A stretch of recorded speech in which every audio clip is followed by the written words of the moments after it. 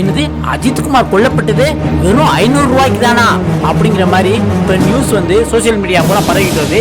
என்கிட்ட 500 ரூபாய் கேட்டு அவர் கொஞ்சம் தகராறும் பண்ணார்.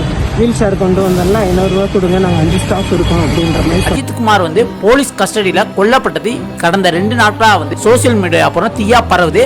அதற்காக ஸ்பெஷல் டீம் உள்ள 5 போலீஸை கைது செய்யப்பட்டிருக்காங்க.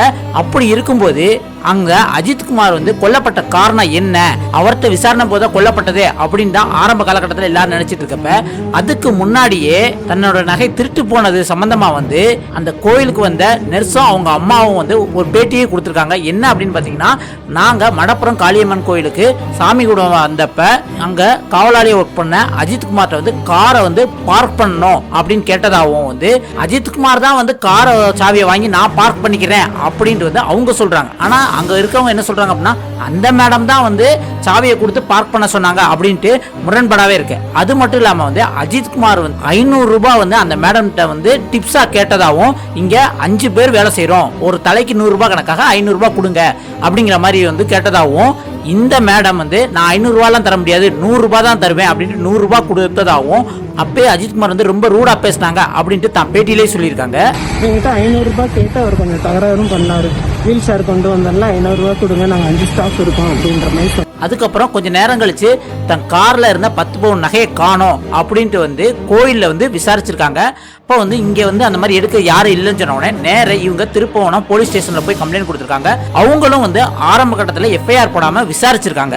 விசாரிச்சப்பே வந்து போலீஸ்க்கு வந்து ரொம்ப சந்தேகப்படுற மாதிரி வந்து அஜித்குமாரோ அவங்க கூட்டாளிகளோ யாரும் எடுத்த மாதிரி தெரியலன்னு இந்த கேஸ் அப்படியே விட்டுட்டாங்க. உடனே இந்த நகையை தொலைத்த அந்த நெஸ் மேடம் இருக்காங்களே, அவங்க மறுபடியும் தன் செல்வாக்கை பயன்படுத்தி தனக்கு தெரிஞ்ச தலைமைச் செயலகத்துல பண்றவங்க மூலம் வந்து அழுத்தம் கொடுத்து, அதுக்கப்புறம் சிவகங்கையோட ஸ்பெஷல் டீம் அணிகி அதுல உள்ள 5 நபர்கள் அஜித்குமாரை கூட்டு போய் கம்மாக்கரையிலும் கோயிலுக்கு பின்னாடியும் பல இடங்கள்ல விசாரிச்சு அடின்னு அடிச்சு அவர் வாய் வழியாவும் யூரின் போற வழியாவும் ரத்தம் வந்ததுக்கு அப்புறம் யூரினும் போய் மோசமும் போய் சுயநலம் இழந்ததுக்கு அப்புறம் பிரைவேட் ஹாஸ்பிட்டல் கூட்டிட்டு போயிருக்காங்க. அங்கேயும் இவரை காப்பாற்ற முடியாது அப்படின்னு தெரிஞ்ச உடனே அதுக்கப்புறம் சிவகங்கை கவர்மெண்ட் ஹாஸ்பிட்டலுக்கு கூட்டிட்டு போகாம டைரக்டா மதுரை ஹாஸ்பிட்டல் கூட்டிட்டு போனாங்க. போற வழியிலே அவர் இறந்துட்டாருங்க. இப்படி எல்லாம் பார்க்கும்போது அந்த நகை உண்மையிலே வந்து இவங்க கொண்டு வந்தாங்களா, இல்ல தொலைஞ்சு போச்சா, இல்ல அஜித்குமார் தான் எடுத்தாரா, அஜித்குமாருக்கு பதில் வேற யாரும் எடுத்தாங்களா அப்படிங்கிறது வந்து கேள்விக்குறியாவே இருக்கு. ஆனா அந்த ஒண்ணு மட்டும் வந்து நகையை தொலைத்த அந்த நர்ஸ் மேடம் இருக்காங்க, அவங்களே உறுதியா சொல்றாங்க,